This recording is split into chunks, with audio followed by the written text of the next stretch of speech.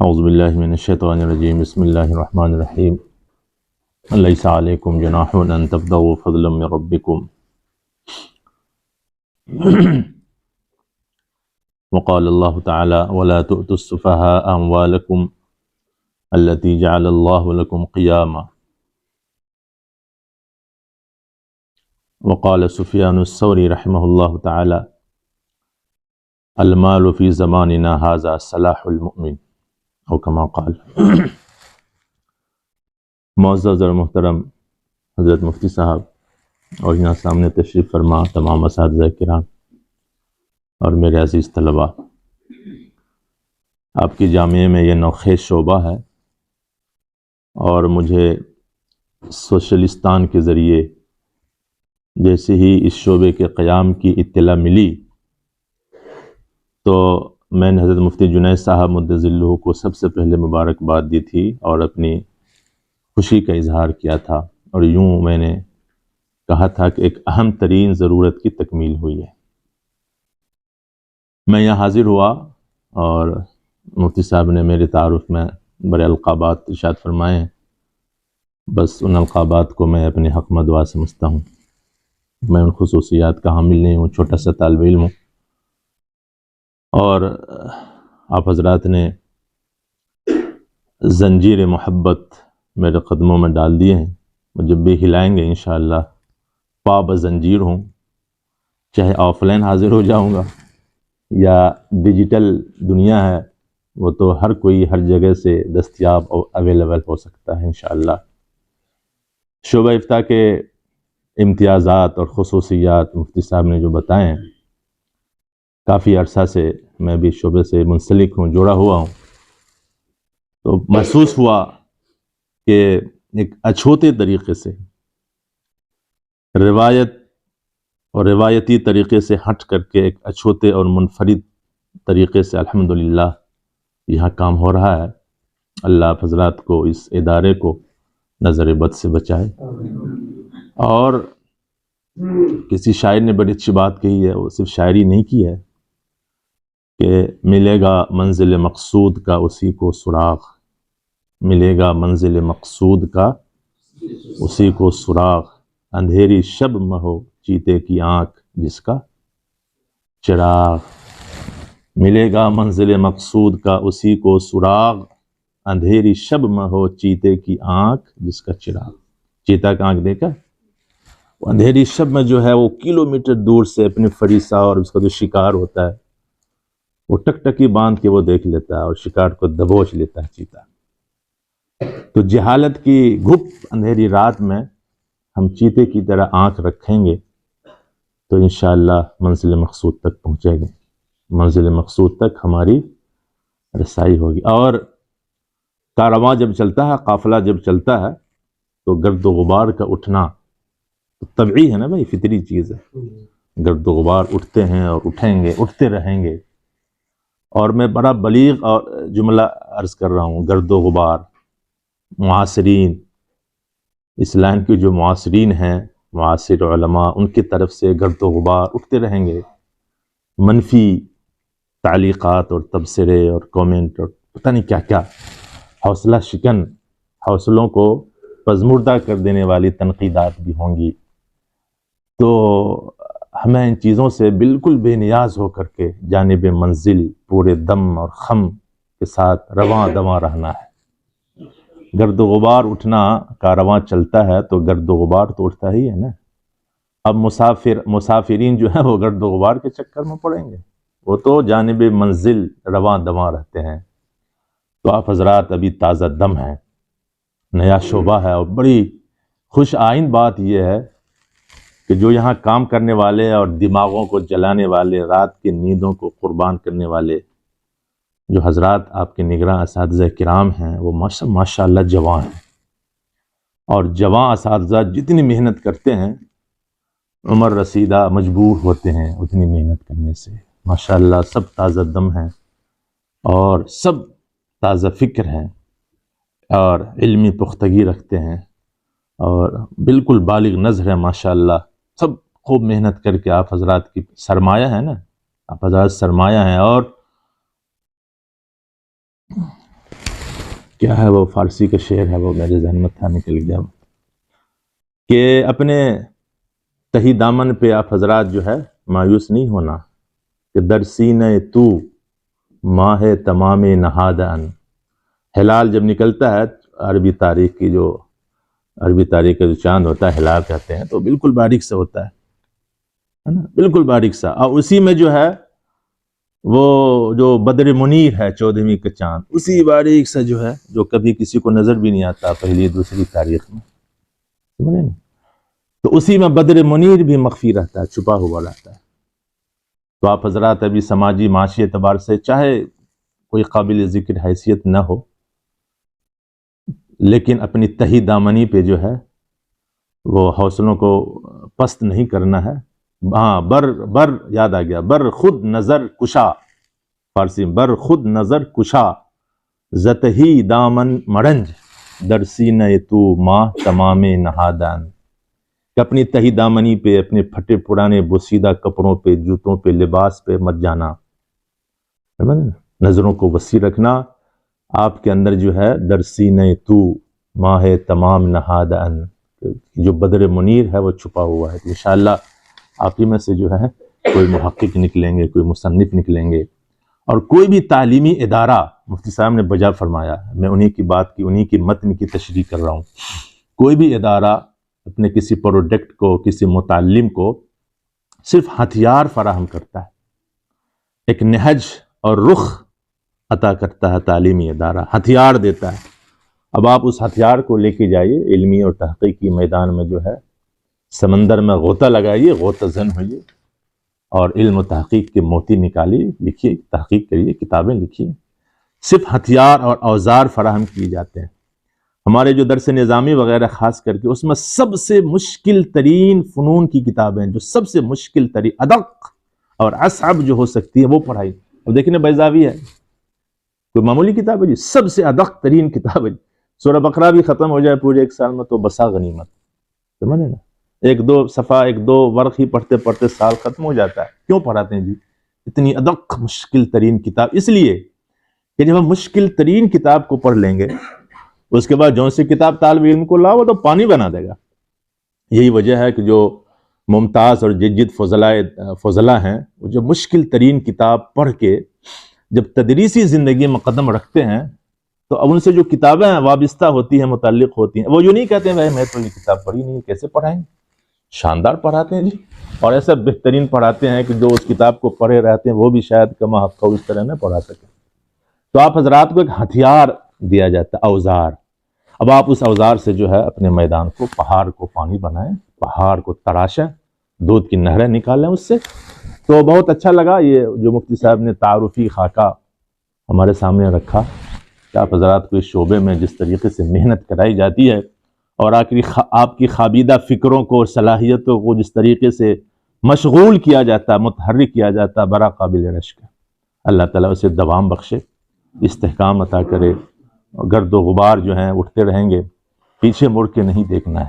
جانب منزل رواں دواں رہیں، تاب اور تھکن سے آشنا ہوئے بغیر جانب منزل مقصود رواں دواں رہیں. میں نے ایک آیت پڑھی ہے کہ فضلا من ربکم لیس علیکم جناح ان تبتغوا فضلا من ربکم. مال جو ہے جو مال، یہ مال انسان کی جان کی بھی بنیاد ہے، قوام ہے، اور انسان کی طاعات اور عبادات جو انجام پذیر ہوتے ہیں ہمارے اعضاء و جوارح سے، اس کی بھی بنیاد مال ہے. اگر ہم کھائے نہیں، پیے نہیں، تو جسمانی اعتبار سے کمزور ہو جائیں گے. جب جسمانی اعتبار سے کمزور ہو جائیں گے تو آپ کیا نماز پڑھیے گا جی، کیا روزہ رکھیے گا، کیا جہاد کیجیے گا؟ تو مال قوام البدن ہے، اور جب نفس ہمارا محفوظ رہے گا تو اسی نفس کے اندر روح انسانی بھی ہے، اور روح جو ہے یہ مقر معرفت اللہ، مرکز الایمان باللہ. قلب جو ہے، قلب روح وہی تو ہے اصل مرکز، سینٹر ہے، مین سینٹر جو ہے ہمارا وہ روح ہے. روح نکل گئی تو اٹھا کے لے جا کے مٹی میں ڈالو جی، کوئی جلا دیتے ہیں، کوئی مٹی میں لے جا کے ڈال دیتے ہیں، چھپا دیتے ہیں. تو روح اسی وقت تک رہے گی ہمارے جانوں میں جب تک ہمارا نفس مصون اور محفوظ ہے، کارآمد ہے۔ روح کیوں نکلتی ہے؟ شاہ ولی اللہ صاحب کی وہ حجت اللہ مطالعہ کیجئے، ضرور خارجی اوقات میں شاہ صاحب نے، میں نے کافی سال الحمدللہ حجت اللہ بھی پڑھائی ہے، انہوں نے بحث کی ہے کہ روح کیوں نکلتی ہے۔ انسان کا نفس جو ہے اس کے اندر جب صلاحیت ختم ہو جاتی ہے، صلاحیت اس کی جب ختم ہو جائے گی چاہے کسی ذریعے سے ہو، تو اب روح اس میں نہیں ٹھہر سکتی ہے، خود بخود مجبور ہو جاتی ہے نکلنے پہ، نفس کو چھوڑنے پہ روح جو ہے خود بخود مجبور ہو جاتی ہے، تب انسان مر جاتا ہے۔ تو کھانے پینے سے انسان کا نفس یہ محفوظ ہوگا، نفس محفوظ ہوگا تو روح محفوظ رہے گی۔ اب صغرا کبرا نکال کے حد اوسط گرا کر کے جو ہے منطق میں، تو ہماری روح جو ہے، جو ہماری ایمان، طاعات، قربات کا جو مرکز ہے روح، وہ روح مادہ یعنی مال کے ساتھ جڑی ہوئی ہے، اسی لیے مال جو ہے وہ قوام ہے، بنیاد ہے، اسی پہ انحصار ہے۔ سفیان ثوری مشہور تابعی ہیں، حضرت سفیان ثوری رحمہ اللہ، اپنے زمانے کی بات آپ سمجھ گئے ہوں گے، میں نے شروع میں عرض کیا، وہ فرماتے ہیں المال فی زماننا، اپنے زمانے، صلاح المومن، کہ ہمارے زمانے میں، اپنے زمانے کی بات فرما رہے ہیں کہ ہمارے زمانے میں مال جو ہے مومن کا ہتھیار ہے، اور ہتھیار آپ کے پاس نہیں ہوگا تو کوئی بھی آپ کو راہ چلتے ہوئے اچک لے گا۔ ہتھیار سے انسان اپنی حفاظت کرتا ہے، دفاع کرتا ہے، تو مال سے انسان کی حفاظت ہوتی ہے، انسان کا دفاع ہوتا ہے۔ اچھا حج کیسے کیجیے گا جی؟ مغربی میں حج ہوتا ہے، مفت میں حج ہوتا ہے جی؟ پہلے تو سستے میں لوگ چلے جاتے تھے، اب تو جو ہے وہ سارا وہ جو کنسیشن ملتا تھا حکومت کی طرف سے، سبسڈی، سب میرے خیال سے دھیرے دھیرے سب ختم ہو رہی ہے۔ ہم لوگ گئے تھے ادھر ہی سے حج میں، کتنے ہزاروں یورو لگا تھا، تو یہاں سے بھی اب حج مہنگا ہو رہا تو حج مفت میں ہو جاتا ہے جی، شکریہ جزاک اللہ میں حج تو نہیں ہوگا، اس کے لیے مال چاہیے۔ تو حج جیسا اہم ترین فریضہ، رکن اسلام، وہ بھی یتوقف علی المال، وہ بھی مال پہ بھی موقوف ہے۔ جہاد میں جائیں گے، اسلام کی جو صنام ہے جی جہاد، جہاد میں کوئی تسبیح لے کے جائے گا؟ سبحان اللہ پڑھتے جائے، اس کے لیے ہتھیار چاہیے، ہر زمانے کے تقاضے اور چیلنجز کے مطابق ہتھیار ہوتے ہیں، تو اس میں ہتھیار ظاہر سی بات ہے مال سے خریدے جائیں گے، تو وہاں بھی مال کی ضرورت پڑتی ہے۔ اچھا آپ جس ادارے میں بیٹھے ہوئے ہیں، جس تعلیم گاہ میں بیٹھے ہوئے ہیں، جہاں سے علماء کی کھیپ اور ٹیم تیار ہو رہی ہے، جو اسلام کے دفاعی محاذ پہ برسر پیکار رہتے ہیں، فکری نظریاتی سرحد کی جو حفاظت کرتے ہیں،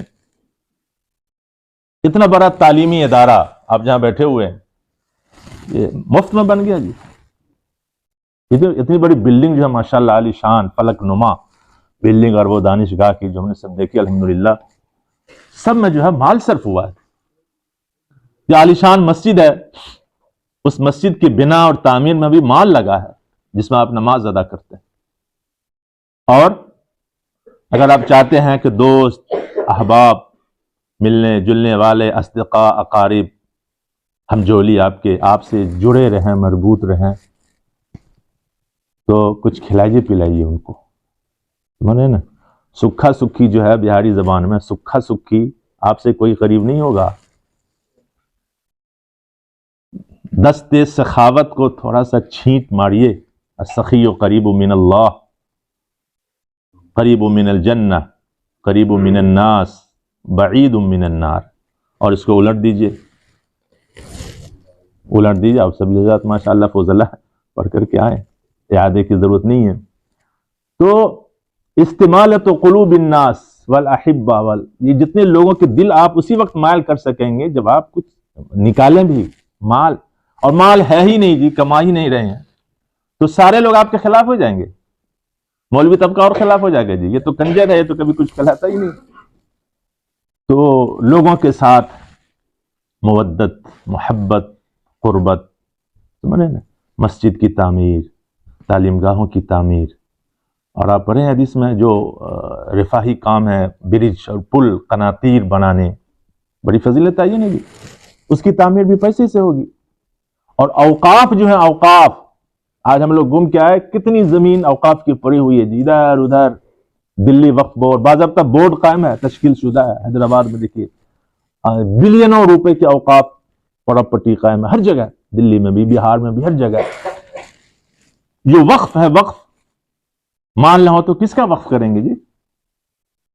وقف کے لیے بھی تو مال چاہیے، عبادت خانوں کی تعمیر کے لیے، مسجدوں کی تعمیر کے لیے، پل اور برج کی تعمیر کے لیے مال چاہیے، جہاد میں خروج کے لیے مال چاہیے، حج میں جانے کے لیے مال چاہیے، سب کچھ کے لیے۔ اب مطلب مال ہی نہ ہو تو کیسے ہم اتنے اہم ترین فرائض کی ادائی ہم سے ممکن ہو پائے گی؟ نہیں ہو پائے گی۔ اس لیے آپ اہل علم ہیں ماشاءاللہ، آپ کی نظروں سے مخفی نہیں ہے کہ اسلام سے پہلے مکہ میں دو بازار بہت مشہور تھے، ایک کا نام تھا ذو المجاز اور ایک کا نام تھا عکاظ، بڑے مشہور متجر تجارت کی منڈی تھی، اور خاص کر کے لوگ اہل عرب موسم حج میں یہاں اپنے اموال تجارت کو لاتے، کیونکہ لوگوں کا ہجوم ہوتا ہے، دنیا کے گوشہ گوشہ سے لوگ وہاں آتے ہیں اس موسم میں، تو وہاں لا کر کے عکاظ میں اور ذو المجاز میں اپنے تجارتی امور انجام دیتے تھے۔ جب اسلام آیا تو اب وہی صحابہ ہیں جو جاہلیت کے زمانے میں تھے، مذہب بدلا، فکر بدلی، نظریہ بدلا، صحابہ تو وہی ہیں۔ اب شعر و شاعری بھی ہوتی تھی، میرا ایک مضمون دیکھیے گا، اس پہ ملے گا شاید، وہ گوگل وغیرہ محفوظ کیا ہوگا، یہ آوارہ گرد مشاعرے شاید مضمون ہوگا، اس میں ہم نے عکاظ وغیرہ کا بھی تذکرہ کیا ہے، کیا وہ لوگ کرتے تھے عکاظ میں آ کر کے۔ یہ آوارہ گرد مشاعرے، اس عنوان کے ساتھ آپ سرچ کیجئے گا تو شاید گوگل وغیرہ سامنے لے آئے گا۔ تو اسلام جب آیا اب حضرات صحابہ کو تردد پیدا ہوا، یعنی اسلام سے پہلے تو ذو المجاز میں اور عکاظ میں آ کر کے تجارت کے امور بالکل غرق رہتے تھے، اب جب اسلام آ گیا تو اب کیا کریں جی؟ تو صحابہ نے بالکل مناسب نہیں سمجھا، صحابہ نے اس کو اچھا نہیں سمجھا، کہا اب جو عکاظ میں جا کے تجارت کرنا، اب ہم کو آخرت کے لیے جانا نا جی، اب دنیا کے پیچھے دوڑیں گے، تو صحابہ نے اس کو ناپسند، تو یہ آیت نازل ہوئی جو میں نے پڑھی ہے، لیس علیکم جناح ان تبتغوا فضلا، دیکھو کوئی معمولی چیز ہے جی، فضل کس کو کہتے ہیں؟ پڑھیے، جو لغات کی کتابیں ہیں اس کی تحقیق کیجیے، خود تحقیق کیجیے، فضل کی تہ میں جائیے، کتنا جامع لفظ ہے، فضل ہوا، خیر ہوا جو میں نے تلاوت کی ہے، بہت جامع لفظ فلاح، ابن حجر وغیرہ لکھیں کہ اہل عرب میں جو ہے یہ لفظ فلاح اور ایک نصیحہ، اس سے زیادہ جامع ترین لفظ لغت عرب میں ہے ہی نہیں تیسرا۔ تو فضل اللہ نے کہا ہے، الاشتغال بالتجارہ، تجارتی امور کی انجام دہی، اللہ نے اسے فضل کہا ہے۔ تو یہ آیت نازل ہوئی، لیس علیکم جناح ان تبتغوا فضلا من ربکم، بھائی کوئی بات نہیں ہے جی، تلاش کرو۔ اور پھر وہ 28ویں پیری کی جو آیت ہے، فَإِذَا قُضِيَتِ الصَّلَاةُ فَانتَشِرُوا فِي الْأَرْضِ وَابْتَغُوا، امر کا صیغہ ہے جی، امر کیسے؟ اگرچہ ہمارے یہاں ہر جگہ امر وجوب کے لیے نہیں آتا ہے، لیکن تاکید تو ثابت ہو رہی ہے نا بھائی، ابتغاء فضل اللہ، کسب المال، اس کی اہمیت تو اس آیت کے صیغہ امر سے تو ثابت ہو رہی ہے نا۔ تو لیس علیکم جناح ان تبتغوا فضلا من ربکم، یہ نازل ہوئی۔ بخاری شریف پڑھ کے آئے ہوں گے آپ حضرات، پڑھنے کے زمانہ میں تو شاید پتہ نہیں چلتا ہے، جب پڑھائیے گا تب انشراح کے ساتھ انسان پڑھاتا ہے، ایک لفظ کو حل کرنے کے لیے جو ہے کئی دن بیدار رہنا پڑتا ہے جی۔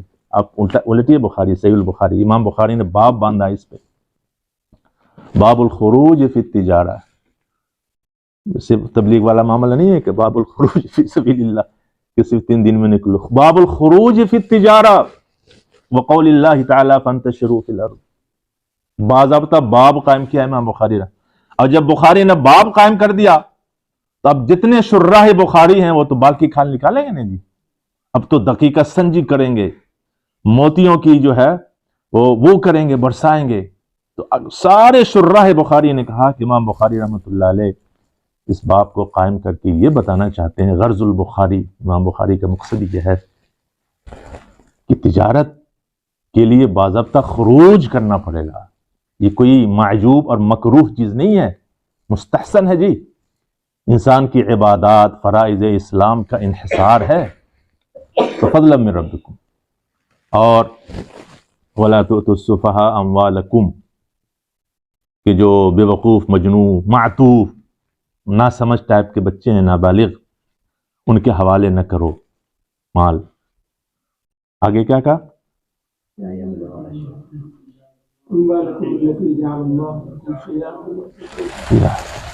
اور وہ اس میں جو ہے وصیت والے میں کہ ان ترک خیرن، ان ترک خیرن، ہاں ان ترک خیرن، اگر مرنے والے نے جو ہے کیا چھوڑ دیا جی؟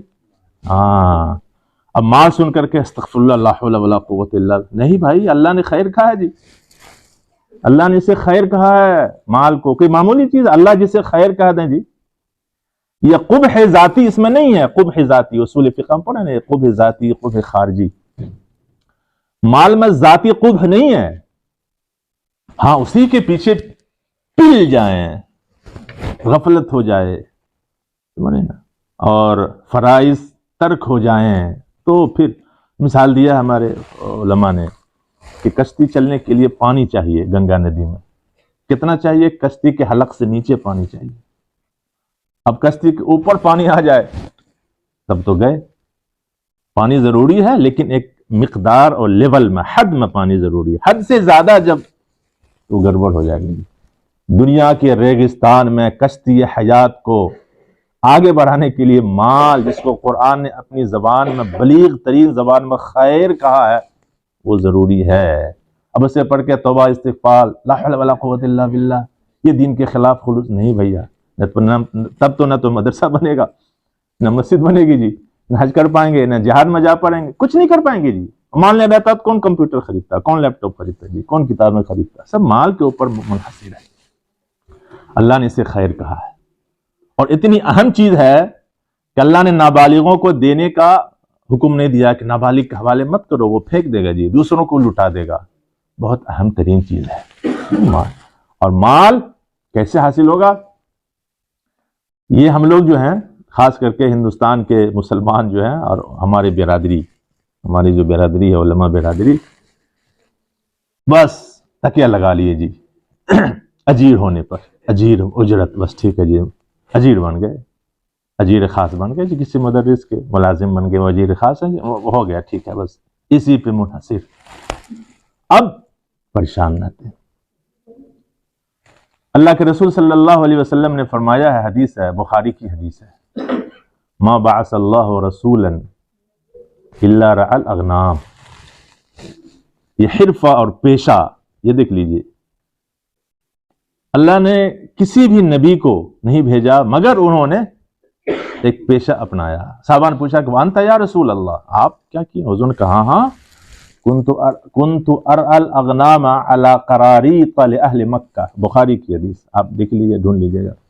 على قراریط لاہل مکہ، اہل مکہ کے لیے میں چند قیرات پہ بکریاں چڑھاتا تھا. حضور فرما رہے ما بعث اللہ رسولا الا رعى الاغنام، ما بعث اللہ رسولا الا رعى الاغنام. پیشہ سے جڑے. والنبی زکریا علیہ السلام کان نجارا، بڑھئی تھے. اب آج کل کے مولوی ہم کیا کہیں؟ ہم تو شیخ الحدیث سے جی، ہم تو صدر مفتی ہیں، ہم یہ لو کلاس کے لیول کا کام کیسے کریں گے؟ لوگ تو تھو کر، ارے تھو کرے گا، مرو محتاج بن کر کے رہو، بے پینا کا لوٹا بن کر کے رہو، جو جدھر چاہتے ہیں دھن منا دیتے ہیں آ کر کے. کوئی وقار سماج میں نہیں ہے.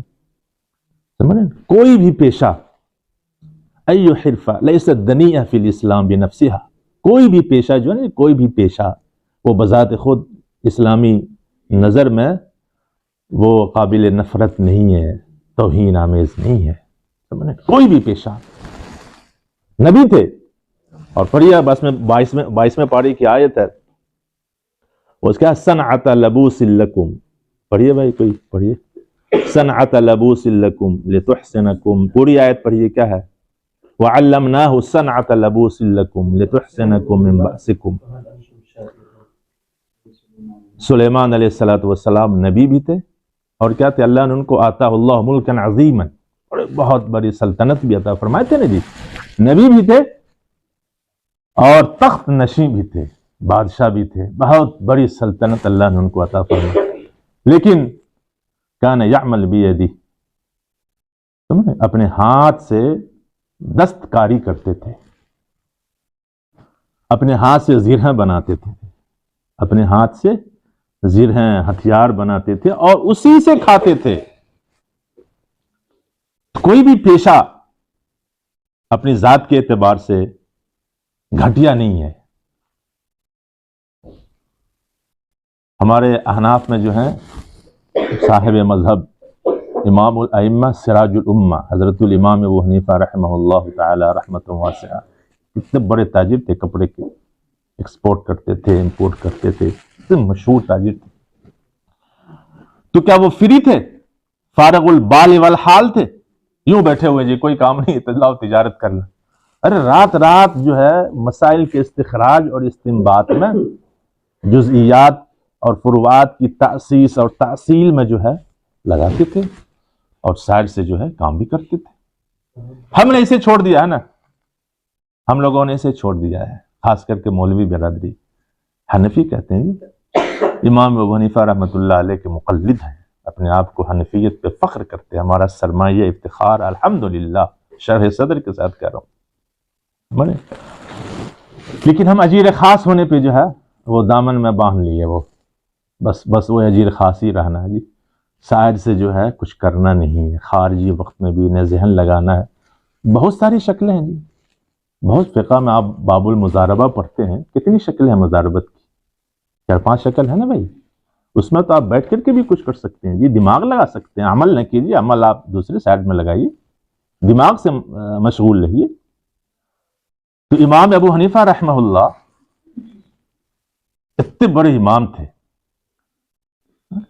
صرف پڑھانا تو بہت معمولی چیز ہے جی، ایک سے ایک شروحات دیکھ کے پڑھا لیتے۔ اب یہاں تو لوگ زبانی پڑھاتے ہیں، اب عرب دنیا اور باہر کی دنیا کا اب نیا رواج یہ چلا ہے کہ سب کو سامنے لے کے آتے ہیں جی، زبانی کچھ نہیں، تقریر بھی کریں گے تو سامنے سب لکھی ہوئی، درس بھی دیں گے اٹھا کے سارے شروحات لیں گے، وہ دیکھ دیکھ کر کے پڑھ کے سنا دو، کچھ بھی اب جو ہے عن ظہر القلب نہیں بچا، یادداشت کی بنیاد پر اب کچھ بھی نہیں بچا جی، سب لکھ کر کے فیشن بن گیا جی، جو بچا ہوا ہے ہمارے مدارس کی دین ہے کہ وہ اب بچا ہوا جی۔ تو پڑھانا تو بڑا آسان ہے، مطالعہ کر کے مسائل کا استنباط، استخراج، اجتہاد، ہر ایک مسئلے اور ایک جزیہ اور جو فرع ہے اس کی اصل ڈھونڈنا کتاب و سنت سے کوئی معمولی کام ہے۔ ہم لوگ کہتے ہیں ذہن منتشر ہیں جی، یہ کام میں ہے وہ کام، ہم سے زیادہ ذہن منتشر ہوگا حضرت الامام کا۔ دینی اشتغال، اجتہادی اشتغال کے علی الرغم انہوں نے دنیا میں جینے کے لیے، کشتی حیات کو دنیا میں چلانے کے لیے ایک نئی شکل اپنائی۔ کیا خوب ہے، کیا سکون ہے اس میں جی، کیا ہے بھائی جی، شاندار، ماشاءاللہ۔ جب کچھ رہے گا تب نہ کسی کو مدد کریں، کچھ ہے ہی نہیں جی تو اب کیا کیجیے گا۔ امام صاحب کتنے دیالو تھے، کتنے سخی تھے، کتنے جواد تھے امام ابو حنیفہ رحمہ اللہ، کتنا نوازتے تھے لوگوں کو، تھا تب نہ۔ تو احناف میں شمس الائمہ حلوانی، کتنے بڑے امام تھے حلوانی، ان کے والد جو تھے حلوہ بیچتے تھے، مٹھائی بنا کے بیچتے تھے، حلوانی بھی کہتے ہیں، حلوائی بھی کہتے ہیں نا مفتی صاحب۔ تو دیکھیے پیشہ اسی کا نام، اسی کے ساتھ وہ منسوخ ہو گئے، نام پڑ گیا جی۔ کوئی جساس ہیں، کوئی خصاف ہیں جی، جوتے ٹانک رہے ہیں، اللہ اکبر، جوتے پالش کر رہے ہیں، جوتے ٹانک رہے ہیں، اتنے بڑے بڑے امام ہیں جی۔ کیا ان کا کوئی لوگو نہیں تھا؟ آج کل لوگ کہتے ہیں ہمارا لوگو ہے، لوگو سمجھتے ہیں، ہماری عزت نفس ہے، ایک شناخت ہے، پہچان ہے، ہم علاقے کے مفتی ہیں، صدر مفتی ہیں جی، ہم فلاں مدرسے کے استاذ حدیث ہیں، مصنف ہیں، ہماری اتنی کتابیں زیور طبع سے آراستہ ہو کے متداول بین العلماء واہل العلم ہو چکی، ہم کیسے یہ کام کریں؟ ارے بھائی تم ان سے بڑے ہو گئے جی۔ شمس الائمہ سے بڑے امام شمس الائمہ حلوانی معمولی ہے جی، سر اٹھا کے دیکھو تو ٹوپی گر جاتی، اتنا بڑا مقام و مرتبہ ہے ان کا، لگے الحمدللہ۔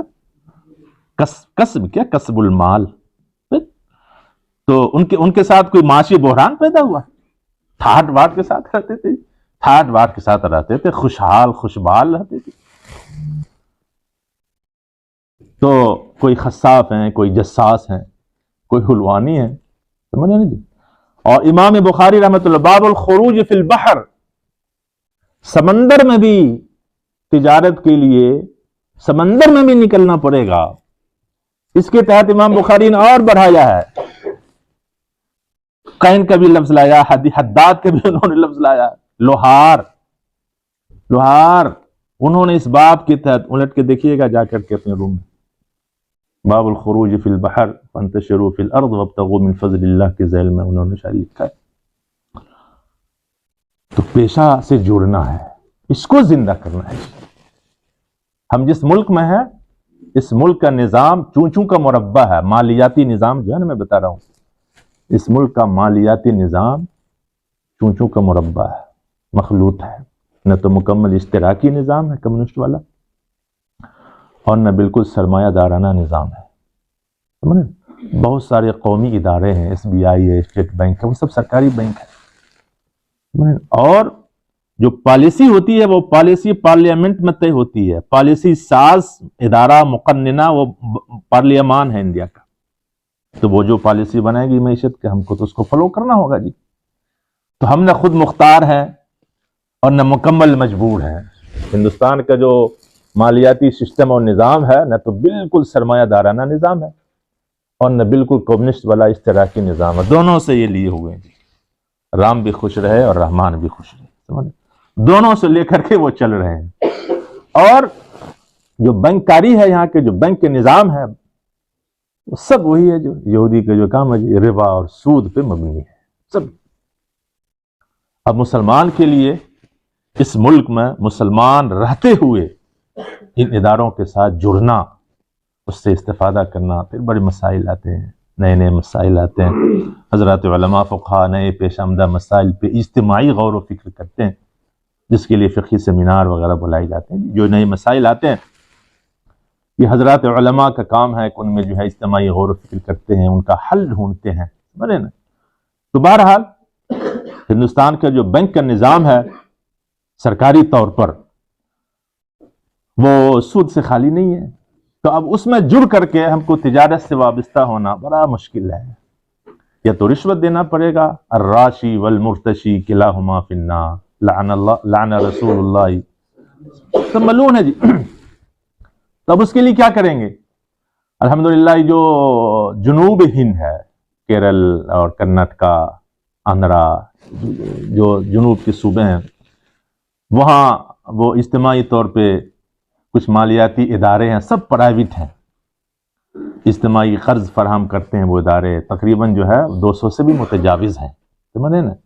لیکن وہ فعال نہیں ہے، مکمل منضبط اس کی شکلیں نہیں ہیں. وہ شخصی طور پہ ہیں، پرائیویٹ اور نجی طور پر ہیں، سرکار کی طرف سے تو امداد یافتہ وہ ادارے نہیں ہیں. تو ہر مسلمان جو ہے اپنی تعلیمی تجارتی سرگرمیوں کو اس سے جوڑ نہیں سکتا ہے. ہم لوگوں کے صوبے میں تو ہے ہی نہیں، ہوگی تو ماشاءاللہ آٹے میں نمک کے برابر کہیں. تو اب ہم جو مالیاتی ادارے ہیں، چاہے سرکاری ہو یا شخصی ہوں، پرائیویٹ ہوں، ان کے ساتھ جڑ کر کے تجارت کریں گے. یا تو سود لینا پڑے گا یا دینا پڑے گا. وہ تو بات کی بات آئے گی، جو افسران ہیں نا یہاں، ان کو جو ہے رشوت دے دے کر کے ان کے جیب کو بھرنا پڑے گا. رشوت دینا لینا دونوں حرام ہے، دونوں جہنمی ہیں. ہمیں کیا کرنا ہے؟ دو شکلیں ہیں میری ذہن میں. ایک شکل تو یہ ہے کہ مسلمان طبقہ جو اس ملک کی آبادی تقریباً 12 یا 18% ہیں، 2001 کی مردم شماری کے مطابق، سرکاری اعداد و شمار کے مطابق، سرکاری کہہ رہا ہوں، وہ تقریباً جو ہے 20 کروڑ 2001 کے مردم شماری کے. اب تو 25 سے 30 کروڑ ہو چکے ہوں گے جی مسلمان. اتنی بڑی تعداد ہے مسلمانوں کی. اب اگر تجارت اور تجارتی لین دین بینکوں سے کرتے ہیں تو پھر سود میں وہ خواہی نہ خواہی ملوث ہو جائیں گے.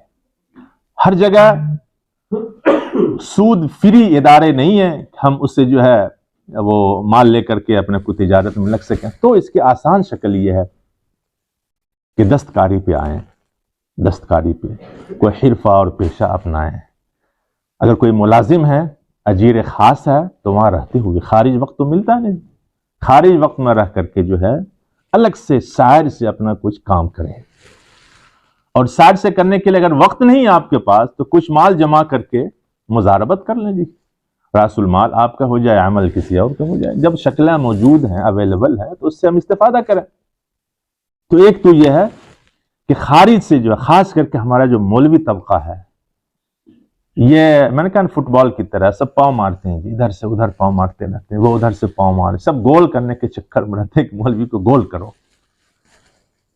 تو ہمیں خارج وقت میں جو ہے سائر سے کچھ نہ کچھ اس جانب توجہ کو مبذول کرنا ہے، تو انشاءاللہ معاشی حالت بہتر ہوگی۔ معاشی حالت بہتر ہوگی ہمارے علماء برادری کی، تو ہم پورے وزن کے ساتھ، پوری غیرت کے ساتھ، پوری حمیت کے ساتھ، خودداری کے ساتھ، جب حضرت سفیان ثوری رحمہ اللہ کے زمانے میں، ان کے زمانے میں مال ہتھیار تھا، تو ہمارے زمانے میں پتہ نہیں ہتھیار سے بھی اونچی کوئی چیز بن جائے تو وہ ہو جائے گا جی، کیا ہو جائے گا جی؟ ہاں، تو مال جو ہے بہت ضروری ہے، سائر سے جو ہے، تو اس سے انشاءاللہ معاشی جو بے چارگی ہے یا معاشی بحرانی کیفیت ہے، اس پہ کافی حد تک جو ہے کنٹرول حاصل کیا جا سکتا ہے۔ دوسری چیز یہ ہے کہ زیادہ بڑے بڑے جو انجینئر لوگ ہیں، سند یافتہ، بڑے مطلب کہ اعلیٰ قسم کے، وہ ملازمت نہ ملنے کی وجہ سے جو ہے سڑکوں پہ ٹرخ رہے ہیں، تو زیادہ ہائی فائی کے چکر میں پڑنے کے بجائے جو آج کل مروج چیزیں ہیں، وہ ٹیکنیکل وہ چیزیں سیکھ لیں، کمپیوٹر ہے اس کی تصحیح، اصلاح، مرمت وہ سیکھ لیں جی، بجلی کے سیکھ لیں، موبائل کی وہ تصحیح، وہ اصلاح، ترمیم، مرمت وہ سیکھ لیں، واشنگ مشین ہے اس کی وہ سیکھ لیں، فریج ہے اس کی مرمت اور اصلاح اور ترمیم سیکھ لیں، واٹر کولر ہے وہ جو پانی گرم کرتا ہے وہ سیکھ لیں، وہ تو ہر گھر میں آ جائے جی، وہ ضرورت ہے، وہ تو ضروریات اور حاجیات میں داخل ہو گئی آج کے زمانے میں، ہر گھر میں ہے یہ چیزیں، ہر گھر میں موبائل ہے، ٹی وی ہے، کمپیوٹر ہے، فلاں فلاں، تو اس کے لیے نہ تو کوئی راس المال کی ضرورت پڑے گی، نہ تو کسی سرمایہ کی ضرورت پڑے گی، اور نہ کسی دماغ میں منصوبہ بندی اور پلانی خواہ مخواہ دماغ سوزی کی ضرورت پڑے گی۔ یہ علماء کے لیے نہیں کہہ رہا ہوں، یہ جو مسلم طبقہ ہے، نوجوان طبقہ، اگر بہت بڑا سرٹیفکیٹ لیا ہوا جی، علی گڑھ یونیورسٹی کا، جامعہ ملیہ کا، کیمبرج کا، فلاں کا، انجینئر بنے بیٹھے ہیں جی، کوئی جاب نہیں مل رہا۔ اچھا ہم لوگ تو 5,000 10,000 میں کام چلا لیتے، الحمدللہ بڑی برکت ہوتی، ان لوگوں کو جو ہے 50,000 کچھ نہیں ہے، ایسی بے برکتی، ایسی نحوست ہے کہ میں کہہ رہا ہوں نا 50,000 بھی کچھ نہیں ہے اس کے لیے، معمولی ہے، وہ 1,00,000 سے نیچے وہ جاب ایکسپٹ ہی نہیں کرتے ہیں، قبول ہی نہیں کرتے ہیں جی، اس طرح بے برکتی ہے۔ تو اب وہ کیا کرتے ہیں، بیٹھے رہتے ہیں خالی ہاتھ کہاں دھرے رہتے ہیں، اب وہ کھیت میں جا کے کھرپی تو نہیں چلا سکتے ہیں، کھلیان تو نہیں جا سکتے ہیں، وہ بابا گریجویٹ ہے، انجینئر ہے، اب وہ کیا کریں گے، یوں پڑے رہتے ہیں جی، اور جب تک وہ ہوگا نہیں تو شادی نہیں کریں گے، اور شادی نہیں کریں گے تو اب انسان ہے جی، نفس امارہ ہے، گناہ سرزد ہوں گے، یہ جوانی برباد کریں گے، تو برباد۔ قوم کا سرمایہ جو ہے، ایجوکیٹڈ، تعلیم یافتہ جو سرمایہ ہے، وہ سب ضائع ہو جاتا ہے۔ تو ان چیزوں کے چکر میں پڑنے کے بجائے جو متداول چیزیں ہیں جس کی ضرورتیں بار بار پڑتی ہیں، اس میں جو ہے نوجوان، مسلم نوجوان اس ملک کے اندر میں کہہ رہا ہوں، وہ اپنی فعالیت دکھائیں، اپنی ایکٹیویٹی دکھلائیں، اور یہ چیزیں جو آج ہر گھر کی ضرورت بن گئی ہیں، اس میں جو ہے خارج وقت ملے یا اس میں جو ہے اپنے اوقات کو لگائیں، تو انشاءاللہ اچھی خاصی جو ہے آمدنی حاصل ہو جاتی ہے، اور اچھی خاصی جاب اور ملازمت، کسی بینک کے مینیجر بنے تبھی جائیں گے، تو بھیا بیٹے رہو، اتنی عصبیت ہے، جزیرہ اندر جزیرہ ہے ہندوستان میں، جزیرہ کے اندر اگر آپ کو مسلم پڑھا لکھا طبقہ، کوئی ہمارے برونی ریفائنری میں جا کے دیکھیے کتنے مسلمان ہیں جی، بیگوسرائے کے کتنے لوگ ہیں، برونی آئل کمپنی جو ہمارا مرکزی حکومت کی، سب باہر کے لوگ ہیں، سب دوسرے بھومیار قسم کے ہیں، اللہ ماشاءاللہ آٹے میں نمک کے برابر کوئی مسلمان، تو آپ کو جانے ہی نہیں دیں گے، اتنے لوگ سب پڑے ہوئے ہیں، ساہوکار 1-1 کروڑ روپے دے دیں گے، ڈال دیں گے جی، وہ رشوت، اس کا ہو جائے گا، آج حل ہے، وہ کچھ نہیں آتا جی، سرٹیفکیٹ تو بکتا ہے نا، وہ تو بکتا ہے، انسان جیسے تیسے لے لیتے ہیں، تو وہ لوگ قابض ہو جائیں گے ملازمتوں پہ، آسامیوں پہ، ہم کہاں جائیں گے، مسلم جو غریب نوجوان طبقہ کہاں جائیں گے جی، تو اس کے انتظار میں رہیں گے، تو معاشی بحران آئے گا، پریشانیاں بڑھیں گی، ٹینشن بڑھیں گے، ذہنی انتشار ہوگا، پھر اللہ ہم سب کی حفاظت فرمائے، لوگ خودکشیوں پر بھی مجبور ہو جاتے ہیں اور زبان سے کلمہ کفر بھی ادا ہو جاتا ہے، ہم اتنے دن سے پڑھے ہیں کیا کر رہے ہیں؟ تو ان چیزوں کے انتظار میں کیوں رہو گے جی؟ حتیٰ مطلع الفجر، صبح کے انتظار میں بیٹھے رہو گے؟ لگ جاؤ ان چیزوں میں۔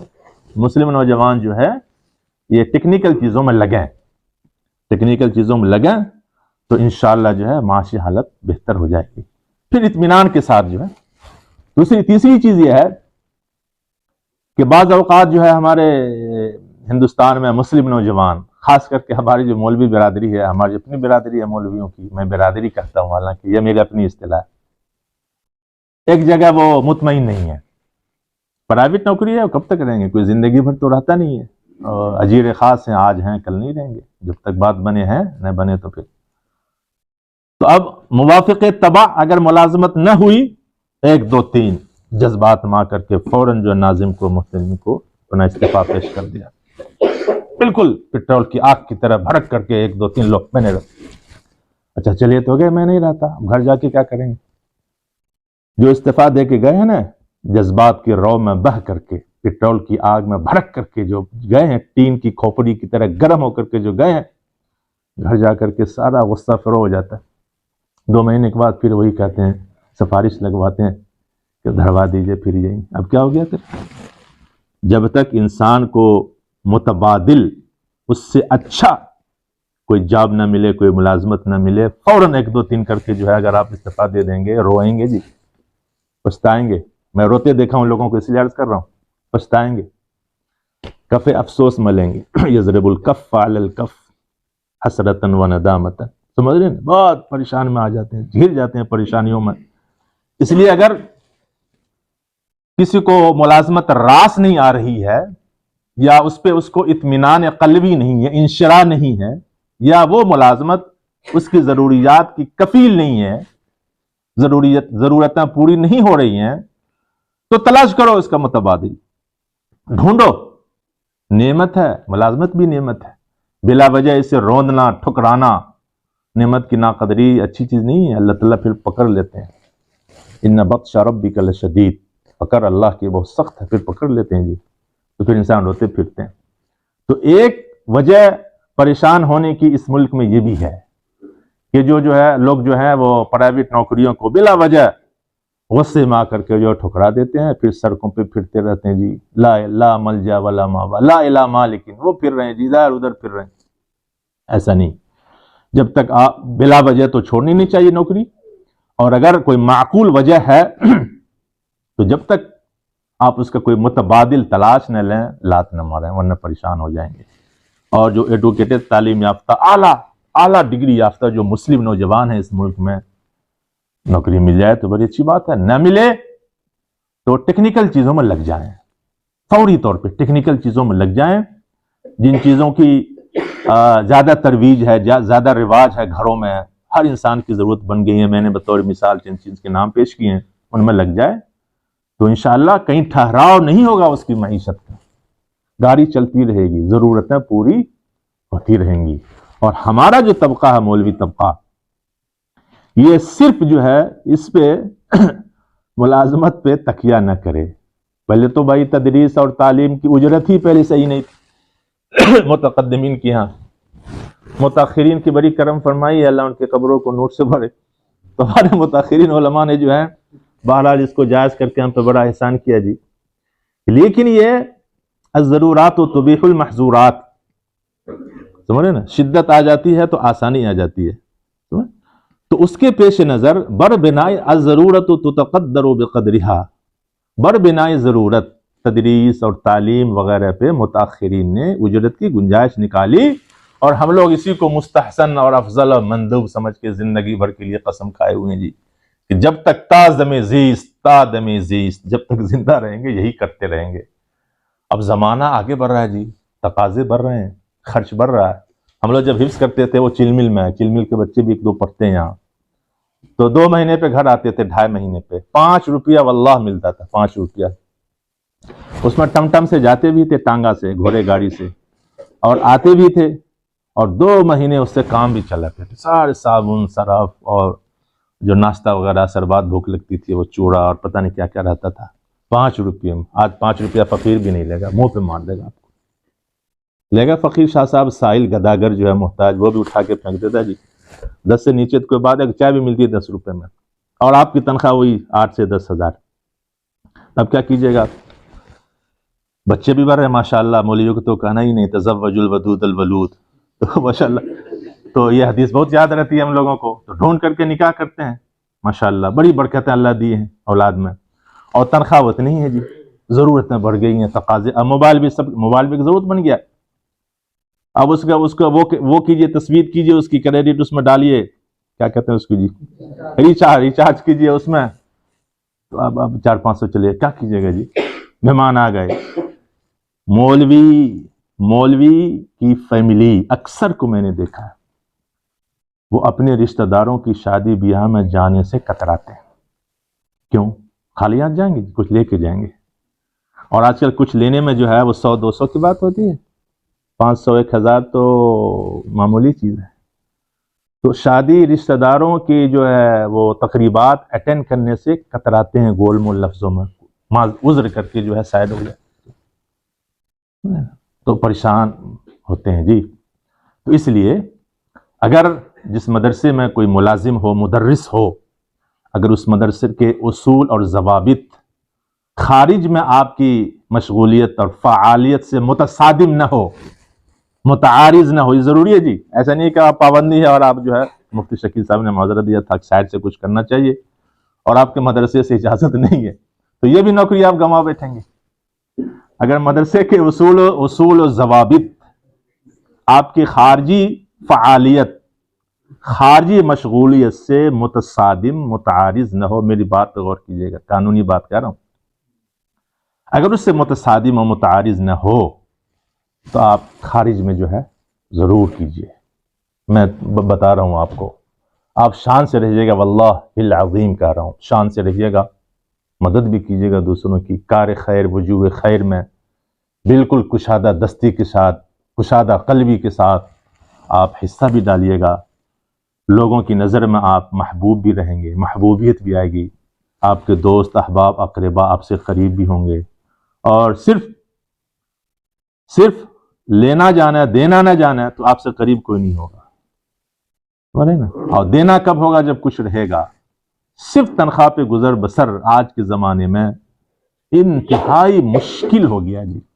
پھر تنخواہ کتنی ہوتی ہے علماء کی؟ میں جانتا ہوں, میں مدرس, میں مولوی رہا ہوں جی, مولوی یا ہندوستان میں کئی مدرسے میں پڑھایا ہوں, بڑی جانتا ہوں حالات کس طرح ہوتے ہیں. تو یہاں رہ کر کے ہمارا جو علماء طبقہ ہے, مولوی طبقہ ہے, اس کو سائڈ سے اگر مدرسے سے اجازت ہو اس طرح کی فعالیت میں اشتغال اور انہماک سے, تو سائڈ سے جو ہے ہم جس مکتب فکر سے, جس مذہب اور مسلک سے وابستہ ہیں, فقہ حنفی سے, اس کے بانی مبانی خود ہی اتنے بڑے تاجر تھے, اور اس کے جو ائمہ ہیں مجتہدین فی الفروع وغیرہ ہیں, میں نے نام لیے ہیں 2-4-5 کے, شمس الائمہ حلوانی اور فلاں جساس اور پتہ نہیں کیا کیا, سب اسی کام سے وابستہ تھے. ان کا کوئی جو ہے لوگو معنی نہیں بنا کہ ہم اتنے بڑے ہیں, شیخ الحدیث ہیں جی, شہر کے اتنے بڑے متعارف ممتاز عالم ہیں, ہم کیسے؟ تب تو آپ پریشان رہیے گا, پھر آپ پریشان رہیے گا جی, محتاجگی میں رہیے گا. اب زمانہ وہ نہیں رہا, کچھ رہے گا تو لوگ آپ کی قدر کریں گے, ورنہ لوگ آپ کو فٹ بال کی طرح جو گول کرتے پھریں گے یہ چاروں طرف سے. تو اس ملک میں جو ہے ایک تو مجبوری یہ ہے کہ جو مالیاتی ادارے ہیں, وہ جتنے بھی سرکاری ادارے ہیں مالیاتی, وہ سود اور ربا سے خالی نہیں ہے. کبھی کبھار کوئی اس طرح کا آپشن نکل جائے, جو سرکاری بینک ہے, اسٹیٹ بینک وغیرہ, یا اس طرح کے جو ہیں وہ سب سرکاری نیم سرکاری, وہ کبھی کبھار اس طرح کے نکل جائے کہ آپ وہاں سے قرض لیجئے تو اس پہ لون نہیں لیتا, الا ماشاء اللہ کبھی کبھار, ورنہ وہ % فیصد جوڑ کر کے وہ آپ سے تو سود لیں گے جی. کریڈٹ کارڈ والے بھی سود لیتے ہیں. کوئی بھی کام سود کے بغیر ہے ہی نہیں, کوئی بھی کام سود کے بغیر نہیں, تو اس سے تو وابستہ نہیں ہو سکیں گے. اور ہمارے بہار ماشاء اللہ عظیم ترین بہار, اس میں جو ہے وہ رفاہی قرضہ جاتی اجتماعی ادارے بھی اس طرح کے کوئی نہیں ہے, ساؤتھ انڈیا کی طرح, جنوب انڈیا کی طرح, جو ہمیں دے 2-4-5 لاکھ لیجیے حضرت, آپ تجارت کیجیے اور جب آ جائیں تو آپ واپس کر دیجیے بلا سود. اس طرح نہیں ہے. تو ہم کیا کریں گے جی؟ ان چیزوں سے وابستہ تو ہو نہیں سکتے ہیں. تو اب معاش کی اصلاح کے ایک شکل تو میں نے بتلا دیا کہ ہم سائڈ سے کچھ کریں. دوسری شکل جو مسلم اعلیٰ ڈگری یافتہ مسلم نوجوان ہیں، وہ بڑی بڑی ڈگریوں کے چکر میں اور ان ڈگریوں کی بنیاد پر اعلیٰ ترین ملازمتوں کے حصول کے خواب دیکھنے کی بجائے ٹیکنیکل چیزوں میں جو ہے وہ لگ جائیں، تو انشاءاللہ کام چلتا رہے گا، محتاج اور دست نگر بن کے کسی کے نہیں رہیں گے۔ اور مولوی طبقہ جو ہے وہ اپنے تدریس کے ساتھ، تعلیم کے ساتھ، تصنیف اور تالیف، تحقیق، تحشیہ وغیرہ کے ساتھ، واعظ و نصیحت وغیرہ کے ساتھ اس سے بھی جڑیں۔ اگر آپ کا ادارہ آپ کو اجازت دے تو ضرور جڑیے، تو انشاءاللہ جو ہے حال ہمارا درست ہو جائے گا، ورنہ تو پھر پریشان رہیں گے۔ اللہ تعالی ہم کو آپ کو سب کو جو ہے حلال کمائی کے توفیق عطا فرمائے۔ وآخر دعوانا الحمدللہ۔